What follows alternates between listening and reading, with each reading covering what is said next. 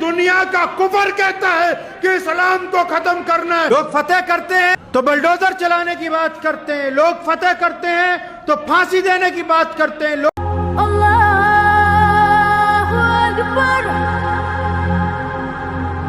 رمضان المبارک میں نزول قرآن کے ساتھ سب سے بڑا واقعہ جنگ بدر کا ہے، اور جنگ بدر کی فتح کے بعد سب سے بڑا واقعہ فتح مکہ کا ہے، جو کہ 21 رمضان المبارک کو نبی علیہ السلام نے مکہ مکرمہ کو فتح کیا، اور ایسی فتح جس میں کسی ایک بھی فرد کا خون نہیں بہا،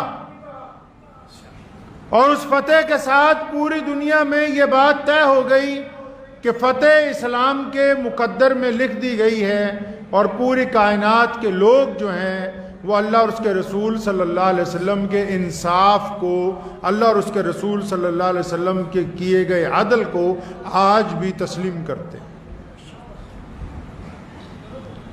نبی علیہ السلام کی شان میں اسی لیے کسی نے کہا ہے کہ ہو لاکھوں سلام اس آقا پر صلی اللہ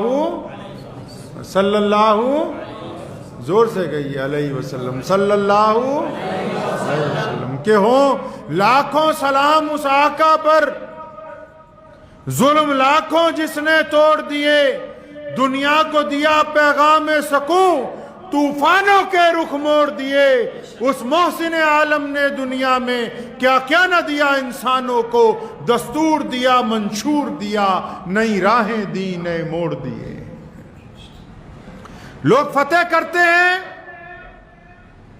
تو بلڈوزر چلانے کی بات کرتے ہیں، لوگ فتح کرتے ہیں تو پھانسی دینے کی بات کرتے ہیں، لوگ فتح کرتے ہیں تو ملکوں کو برباد کرنے کی بات کرتے ہیں۔ تازہ مثالیں آج بھی موجود ہیں دنیا کے اندر۔ کوئی طاقت میں آتا ہے ظلم کی بات کرتا ہے، کوئی کسی ملک پہ حملہ کرتا ہے، ابھی رشیا نے یوکرین پہ حملہ کیا، پورا ملک برباد کر کے رکھ دیا، لیکن اسلام کی فتح مبین میں لوگوں کے لیے رحمت ہے، لوگوں کے لیے محبتیں ہیں، لوگوں کے لیے انصاف ہے، لوگوں کے لیے پیار ہے۔ اسلام کی فتح مبین نے جب ظالم کی گردن پر پیر رکھا تو مظلوم کے سر کے اوپر تاج بھی رکھ دیا گیا۔ اگر ہم امام بخاری کو پڑھتے ہیں، رمضان کا مہینہ ہے، شدت کی گرمی ہے، نبی علیہ السلام چل پڑے مدینہ سے مکہ کے لیے، مکہ فتح کرنے کے لیے 10,000 کا جرار لشکر، کوئی چھوٹا موٹا نہیں۔ 10,000 صحابہ کرام ساتھ میں ہیں، اور اس دور میں تو آبادیاں بڑی چھوٹی تھی، 10,000 کا مطلب کئی لاکھ لوگ آج کے حساب سے۔ جیسے ہی مدینہ سے نکلے، جس راستے سے جانا تھا تو دیکھا کہ ایک کتیا نے بچے دیے ہیں، اور وہ بیٹھی ہوئی ہے اور بچے اس کا دودھ پی رہے ہیں۔ محمد رسول اللہ صلی اللہ علیہ وسلم نے ابن سراقہ رضی اللہ تعالیٰ عنہ کی ڈیوٹی لگائی، فرمایا یہاں کھڑا ہو جائے نیزہ لے کے۔ آج اگر کوئی چھوٹا سا لیڈر گزرتا ہے نا، سڑکوں سے دکانوں کا سامان ہٹایا جاتا ہے۔ آج اگر کوئی چھوٹا سا منتری گزرتا ہے، ٹریفک سگنل بند کر دیے جاتے ہیں۔ آج اگر کوئی عام سا کسی صوبے کا مکھ منتری جاتا ہے تو پورے کے پورے علاقے سیل کر دیے جاتے ہیں۔ یہاں کائنات کے مولا، جن کا دین آج کائنات کا سب سے بڑا دین ہے، جن کے دین میں ہر رنگ ہر بولی کے لوگ موجود ہیں، جنہوں نے ایسا مذہب تیار کیا کہ آج پوری دنیا کے کسی مرضی خطے میں چلے جائیں، تھوڑے یا بہت کلمہ لا الہ الا اللہ محمد رسول اللہ پڑھنے والے لوگ مل جاتے ہیں۔ رسول اللہ مدینے سے نکلے، 10,000 کا جرار لشکر ہے۔ آج کل تو گیدڑ اکٹھے ہو جائیں 40-50، وہی شور مچانے لگتے ہیں۔ وہ سوچتے ہیں شیر پہ حملہ کریں گے۔ یہاں 10,000 کا لشکر ہے، مدینے سے نکلے، سڑک کے اوپر ایک جانور نے بچے دیے ہیں، راستے میں دیے ہیں، بچے اپنی ماں کا دودھ پی رہے ہیں۔ محمد رسول اللہ نے دیکھا، ابن سراقہ کو بلایا، ان کو وہاں کھڑا کیا، نیزہ لے کے کھڑے ہو جاؤ۔ کیوں کھڑے ہو جاؤ؟ جتنا لشکر آ رہا ہے نا، اس جانور کو راستے میں سے اٹھائیں نہیں، اس ماں کو تکلیف نہ پہنچائیں، اس بچے کو تکلیف نہ پہنچائیں، بلکہ راستہ تبدیل کرنا ہے۔ یہ فتح مکہ کے لشکر کا پہلا وہ خوبصورت واقعہ ہے جس نے لوگوں کو بتا دیا کہ محمد الرسول اللہ کائنات میں انصاف قائم کرنے کے لیے آئے ہیں۔ اور تاریخ کہتی ہے کہ ابن سراقہ اس وقت تک کھڑے رہے جب تک سارا لشکر گزر نہیں گیا، اس جانور کو اس کی جگہ سے ہٹایا نہیں گیا۔ اور جب مکہ مکرمہ میں پہنچے ہیں، مکہ مکرمہ سے ایک شب پہلے رات کو جب ڈیرا لگایا ہے، تو علی بن سفیان رضی اللہ تعالیٰ عنہ جو اس وقت مسلمان ہوئے، اس رات کو کہنے لگے عباس کے بیٹے آج تو تیرا بھتیجا بادشاہ بن گیا۔ تو کسی نے کہا نعوذ باللہ غلط باتیں نہ کرو، یہ نبوت کا جلوہ ہے، بادشاہیاں تو ختم ہو جاتی ہیں، دنیا میں کتنے امپائر بنے، آج ان کا نام نہیں ہے۔ ان 1450 سال کی تاریخ کے اندر کتنے بادشاہ ہوئے، ان کا نام نہیں ہے، کتنے بڑے بڑے لوگ پیدا ہوئے، ان کو کوئی نہیں جانتا ہے۔ آج کتنی بڑی بڑی سیاسی پارٹیاں بنی، انہوں نے راج کیا، وہ بھی ختم ہو گئی، اب جو بنتی ہیں آنے والے دور میں ان کی جگہ کوئی اور آ جائے گا۔ یہ محمد الرسول اللہ صلی اللہ علیہ وسلم کی اعلیٰ ترین جو نبوت اللہ تعالیٰ نے، جس میں ختم نبوت کا تاج محمد رسول اللہ کے سر پہ رکھا گیا، یہ اس کا قیام، اس کا کمال ہے کہ ابد سے لے کے ازل تک اگر کوئی نبی ہے، کوئی نبی تھا اور کوئی نبی رہے گا تو وہ محمد الرسول اللہ صلی اللہ علیہ وسلم کے ساتھ۔ یہی رمضان، یہی تپتی گرمی جس میں کئی لوگ آج روزہ رکھنے سے گھبرا جاتے ہیں، کئیوں کو نماز میں گرمی لگنے لگتی ہے، اسی تپتی ہوئی شدت کی گرمی میں محمد الرسول اللہ نے مکہ کو فتح کیا ہے۔ اور کون سا مکہ؟ وہ مکہ جہاں محمد الرسول اللہ کو مارا گیا، وہ مکہ جہاں سیدنا بلال کی کھال ادھیڑی گئی، وہ مکہ جہاں یاسر بن عمار کو مارا گیا، وہ مکہ جہاں سیدنا ابو بکر صدیق کے اوپر تشدد ہوا، وہ مکہ جہاں ابو ہریرہ رضی اللہ تعالیٰ عنہ پر ظلم ہوا، وہ مکہ جہاں مسلمانوں کا سوشل بائیکاٹ کیا گیا، جہاں 2 سال کی قید شہاب ابی طالب کے اندر مسلمانوں نے محمد رسول اللہ کے ساتھ گزاری ہے، وہ مکہ جس کی مسجد میں جو خدا کا گھر ہے صدیوں سے، جس میں مسلمانوں کو اندر جانے کی اجازت نہیں، آج اس مکے کو محمد رسول اللہ فتح کرنے آئے۔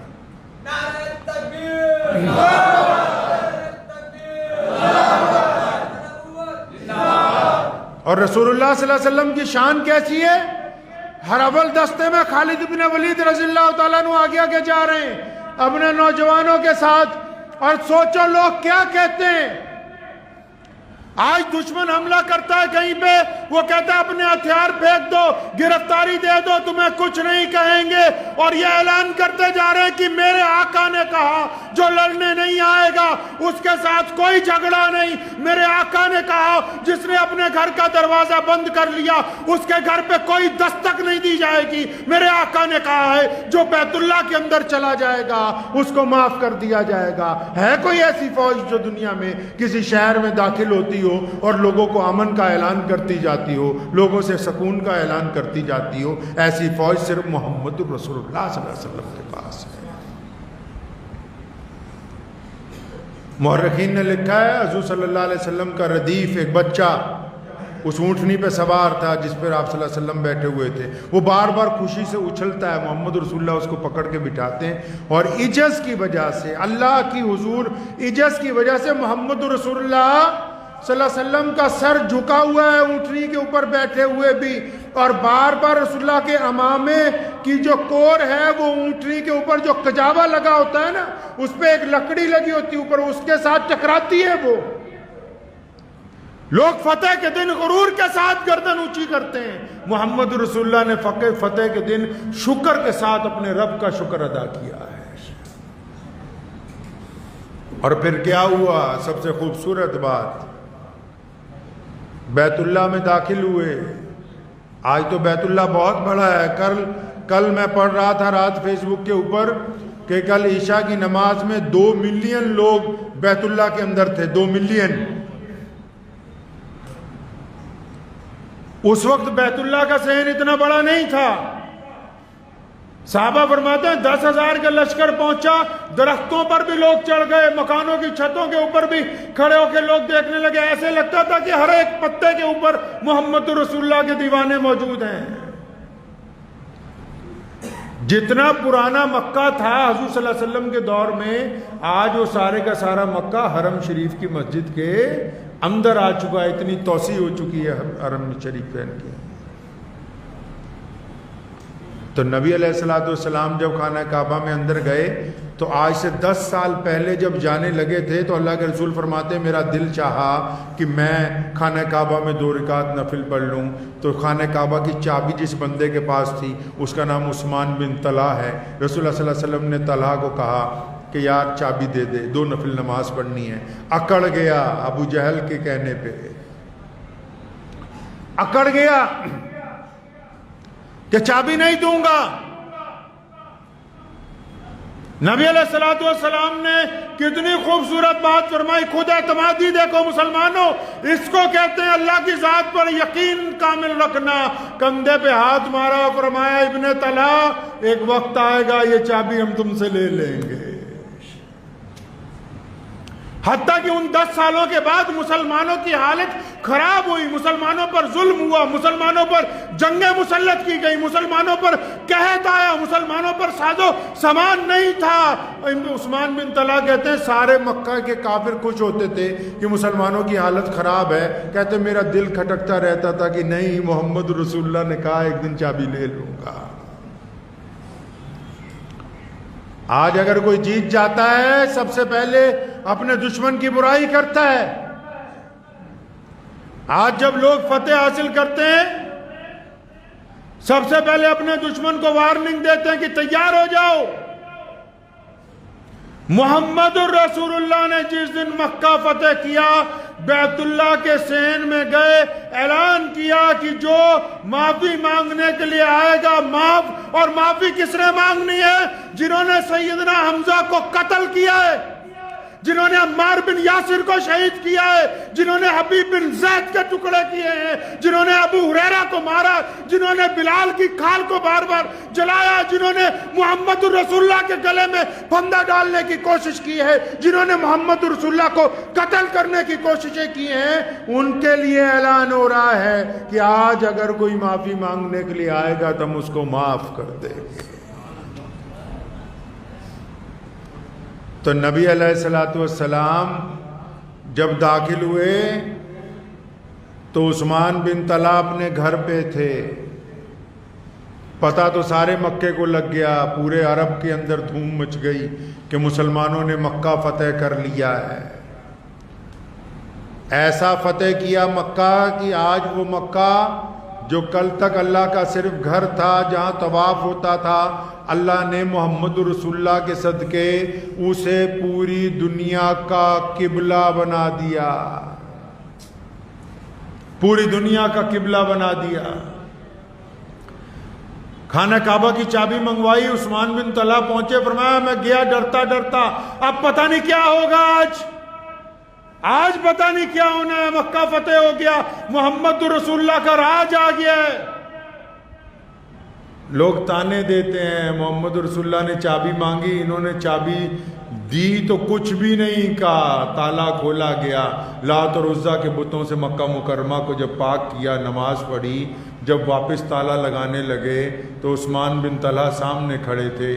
کہا تھا رسول اللہ نے کہ ہم ایک دن تم سے چابی لے لیں گے اور پھر جس کو ہمارا دل چاہے گا اس کو دیں گے. ابن طلحہ کو آگے بلایا واپس اور فرمایا یہ چابی میں تمہیں دے رہا ہوں, تم خانہ کعبہ کے چابی بردار رہو گے. ہے عثمان بن طلحہ رضی اللہ عنہ فرماتے ہیں چابی میرے طرف نہیں آئی, کلمہ لا الہ الا اللہ محمد رسول اللہ آ گیا. میرے دل نے کہا بھی اتنا کریم رسول کہ جن سے ہم نے دشمنیاں نکالی, جن کو قتل کی سازشیں کی گئیں, جن پر پتھر مارے گئے، جن کے پاؤں زخمی کیے گئے، جن کے دندان مبارک شہید کیے گئے، جن کے چچا کی لاش کے ٹکڑے کیے گئے ہوں، اتنا کریم نبی کہ جب فتح حاصل کرتا ہے تو پھر بھی چابی واپس لوٹا دیتا ہے کہ نہیں تم ہی اس گھر کی خدمت کرو گے۔ فرمایا چابی نہیں آئی میری طرف، کلمہ لا الہ الا اللہ محمد رسول اللہ۔ یہ پہلا واقعہ۔ دوسرا تاریخی قصہ یہ ہے کہ جب نماز کا ٹائم ہو گیا، کہاں؟ مکے میں۔ نبی علیہ الصلوۃ والسلام خانہ کعبہ کے صحن میں کھڑے ہیں، اور کون ہے بھائی؟ ابو بکر ہیں رضی اللہ تعالیٰ عنہ، سب سے بڑے مسلمان۔ کون سے مسلمان جی؟ سب سے بڑے مسلمان۔ اگر کوئی پوچھے کہ انبیاء کے بعد مسلمانوں میں کون ہے، رسول اللہ نے کس کو اپنا نائب بنایا، تو وہ کل بھی ابو بکر تھے، آج بھی ابو بکر ہیں، اور قیامت تک سیدنا ابو بکر صدیق رضی اللہ تعالیٰ عنہ رہیں گے۔ اپنی زندگی میں رسول اللہ نے اگر کسی کو مصلی پر کھڑا کیا تو وہ کون ہے جی؟ ابو بکر ہیں۔ کون ہیں؟ ابو بکر ہیں وہ۔ نبی علیہ الصلوۃ والسلام نے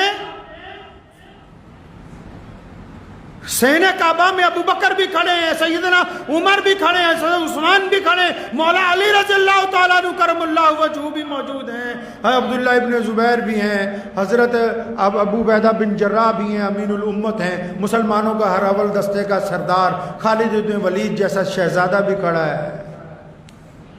پوچھا اینا بلال؟ اور بلال کہاں ہے؟ بلال کو بلاؤ، بلال کہاں ہے؟ اور بلال کون ہے؟ دنیا والوں، یہ اسلام ایسے ہی کائنات میں نہیں پہنچا۔ جب دنیا غریبوں کو دھتکارتی تھی، محمد رسول اللہ نے ان کو اپنے سینے کے ساتھ لگایا ہے۔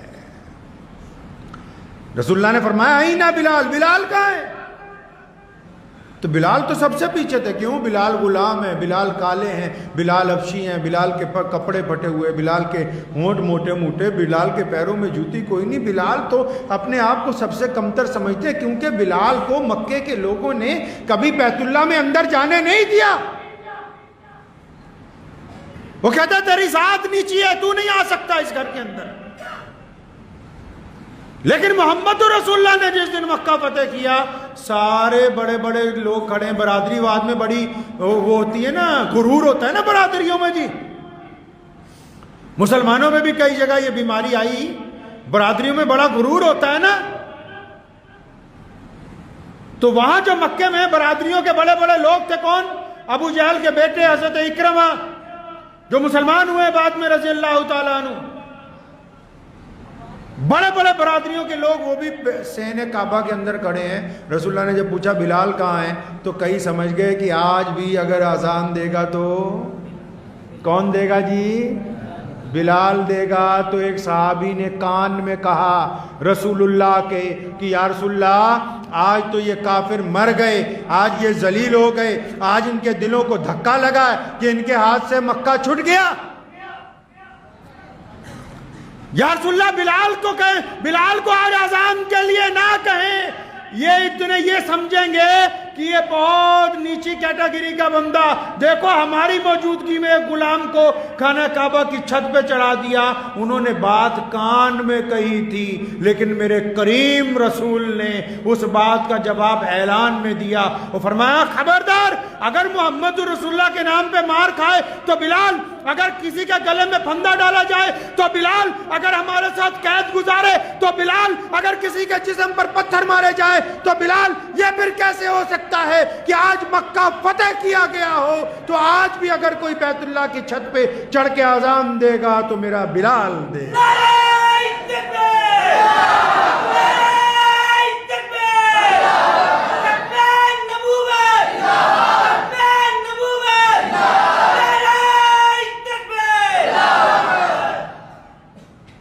میرے رسول نے صلی اللہ علیہ وسلم اسلام کی بنیاد میں یہ بات ڈال دی۔ آج ہم کیوں بے فکر ہیں؟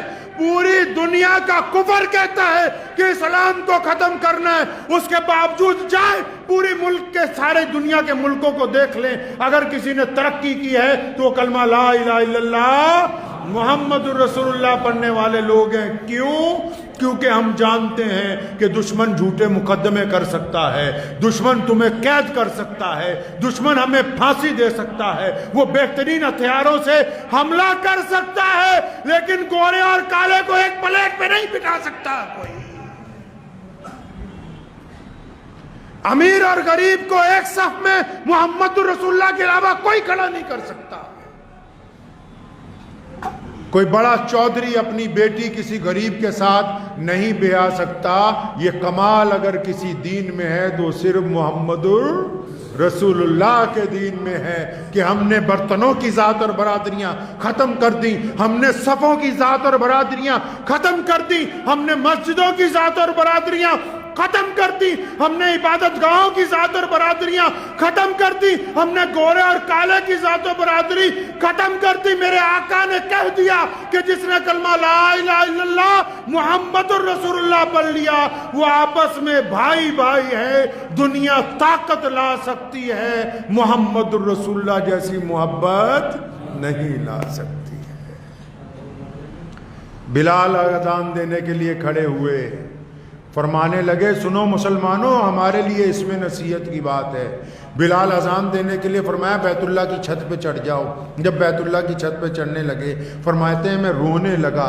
دمشق میں آخری زندگی کے ایام گزارے سیدنا بلال نے. آپ کو پتہ ہے بلال مدینے سے چلے گئے تھے جب رسول اللہ کا وصال ہوا.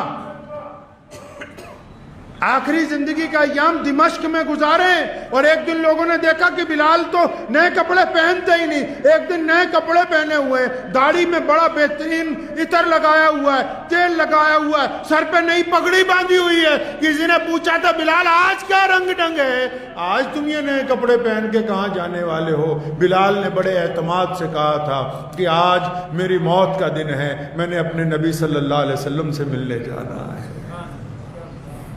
اٹھائیں تاریخ کہ جس دن بلال دولہے کی طرح تیار ہوئے اسی دن اس دنیا سے رخصت ہوئے ہیں. اور ہمارا ایمان ہے کہ ان کا وصال جب ہوا تو ان کو محمد رسول اللہ کی زیارت عطا ہوئی ہے. اور کمال کی بات تمہیں بتا دوں، ذہن میں یاد آ گئی، ساری دنیا اپنی اپنی قبروں سے اٹھے گی. بلال دمشق میں دفن ہوئے ہیں لیکن کل قیامت میں محمد رسول اللہ کے روضے سے اٹھیں گے. تو جب بلال چڑھ گئے نا کعبے کی چھت پہ رو رہے تھے، فرمایا یہ مقام کیسے ملا؟ خود کہتے ہیں اپنے آپ کو بلال تو غریب ہے، مسکین ہے، کالا ہے، حبشی ہے. یہ مقام اس لیے مل گیا کہ تجھے کالی کملی والے محمد الرسول اللہ سے عشق ہے. تو مسلمانوں یاد رکھو، جس کو دنیا میں کامیاب ہونا ہے بیت اللہ کی چھت تک پہنچنا ہے، اور جس کو قیامت میں کامیاب ہونا ہے جنت میں سب سے پہلے جانا ہے، تو اس کو کس سے عشق کرنا ہوگا؟ محمد الرسول اللہ سے کرنا ہوگا. پیروی اگر کسی کی ہے تو صرف محمد رسول اللہ کی ہے. اب بلال نے بیت اللہ کی چھت پہ چڑھ کے کیا کیا؟ چھت پہ چڑھے، اب کعبہ کدھر بھائی؟ کعبے کی 4 دیواریں ہیں، ساری دنیا کے مسلمان انہی دیواروں کی طرف منہ کر کے نماز پڑھتے ہیں. کعبے کا جب دروازہ کھلتا ہے جو اندر جاتے ہیں وہ باہر کی طرف منہ کر کے نماز پڑھتے ہیں، جو باہر کھڑے ہیں وہ اندر کی طرف. کعبہ کہاں گیا؟ بلال کعبے کی چھت پہ چڑھ گئے. رسول اللہ نے فرمایا اذان دو. تو لوگ کیا سوچیں گے کعبہ کہاں ہے؟ بلال نے نہیں سوچا. بلال کہتے ہیں کہ محمد رسول اللہ طواف کر رہے تھے، میرے دل میں آیا کہ بلال اب جب رسول اللہ نے کہا اذان دو تو اذان تو قبلے کی طرف منہ کر کے دی جاتی ہے نا، اذان قبلے کی طرف منہ کر کے دی جاتی ہے. تو فرمایا فوری طور پر اذان شروع کی، ایک انگلی کان میں دی، شہادت والی انگلی اور چہرہ اس طرف کیا جس طرف خانہ کعبہ میں محمد الرسول اللہ کھڑے تھے، اور قیامت تک مسلمانوں کو بتا دیا کہ کعبے کا اگر کوئی کعبہ ہے تو وہ محمد الرسول اللہ ہے.